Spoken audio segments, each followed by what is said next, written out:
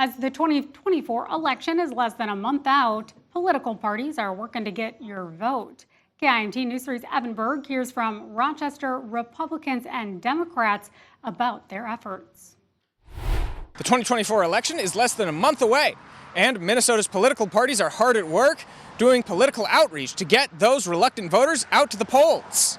Republicans voting early in particular has been something that many voters have not been used to. So we wanted to make sure that everybody was aware of what the rules are, what the law is, and encourage them to do that.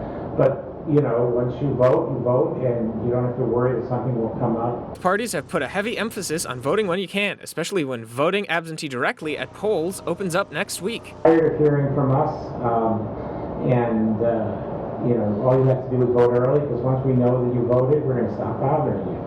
This year, both parties are targeting what they call low-propensity voters, whose turnout has been inconsistent across election cycles.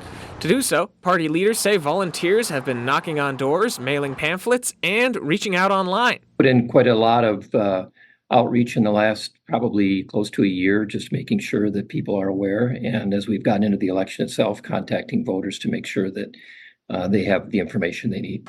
With a lot of federal, state, and local positions up for re-election this year, Lebo says there are a lot of ways this year's election could affect you.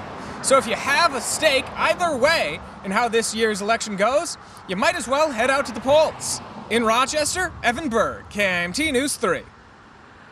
Of course, early voting has been underway in Minnesota, but you can also expect to vote via direct balloting. That begins next week, Friday, October 18th in Olmsted County.